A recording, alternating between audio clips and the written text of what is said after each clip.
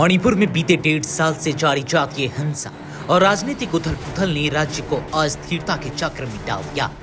मैते, कुकी और नागा समुदायों के बीच विवादों ने मणिपुर की सुरक्षा और शांति को खतरे में डाल दिया। 3 मई 2023 से शुरू हुई हिंसा अब तक थमने का नाम नहीं ले रही है, जिनमें 220 से अधिक लोगों की जान जा चुकी है। हाल ही में जिरीबाम जिले में हुई हिंसा पूरे राज्य को हिलाकर रख दिया।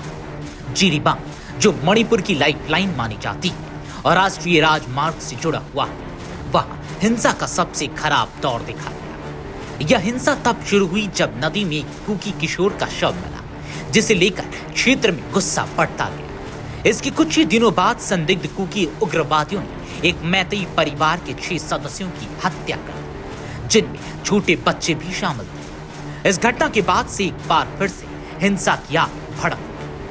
7 नवंबर को जिरीबाम के जयरावन गांव में हमार जनजाति की एक महिला पर हिंसक हमला हुआ। रिपोर्टों के मुताबिक संदिग्ध मैतेई उग्रवादियों ने उस महिला के साथ पहले रेप किया, फिर उसके पैर में गोली मारी और फिर अंततः उसे आग के हवाले कर दिया। यह घटना मणिपुर में शांति बहाली के प्रयासों को झटका देने वाली है। इस हिंसा के बाद मणिपुर में एक बार फिर से बड़े पैमाने पर प्रदर्शन और आगजनी की घटनाएं।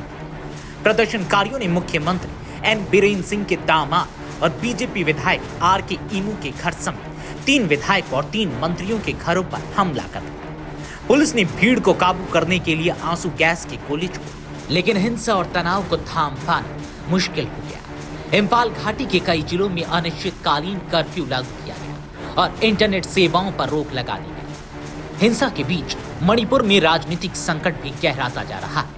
नेशनल पीपल पार्टी एनपीपी ने बीजेपी नेतृत्व वाली गठबंधन सरकार से अपना समर्थन वापस ले लिया। एनपीपी ने अपने पत्र में कहा कि मुख्यमंत्री बीरेन सिंह की सरकार शांति बहाल करने में विफल रही है। इससे पहले कुकी पीपुल्स अलायंस केपीए ने भी जातीय हिंसा के मुद्दे पर इसी साल की शुरुआत में अपना समर्थन वापस ले लिया था।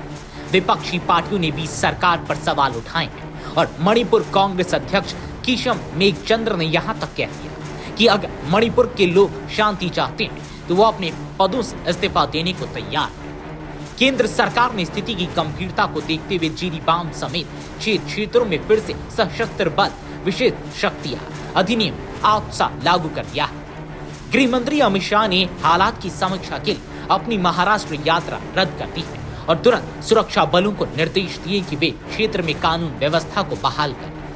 गृह मंत्रालय ने भी बयान में कहा कि मणिपुर की स्थिति अभी तक नाजुक बनी हुई है और दोनों समुदायों के हथियारबंद उपद्रवी हिंसा में लिप्त हैं।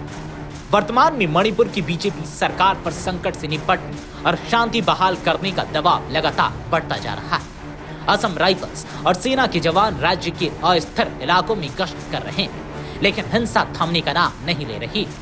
मैती समुदाय द्वारा अनुसूचित जाति एसटी का दर्जा पाने की मांग इस हिंसा का मुख्य कारण है, जिससे कुकी और नागा समुदायों में रोष है। आदिवासी एकजुटता मार्च के दौरान हुए प्रदर्शन के बाद से हिंसा ने व्यापक रूप से मणिपुर को जकड़ लिया है और हजारों लोग अपने घरों से विस्थापित हो चुके हैं। मणिपुर में अशांति के इस दौर ने न केवल राज्य के राजनीतिक ढांचों को हिलाकर रख दिया है, बल्कि आम जनता की सुरक्षा और सामाजिक संरचना को भी गंभीर संकट में डाल दिया। राज्य में कब और कैसे शांति बहाल हो पाएगी, इस पर अभी भी सवाल या निशान है। हिंसा, आगजनी, राजनीतिक बयानबाजी और सांप्रदायिक तनावों से घिरे मणिपुर में स्थिरता की ओर कदम बढ़ाने की आवश्यकता अब और भी अधिक बढ़ गई है।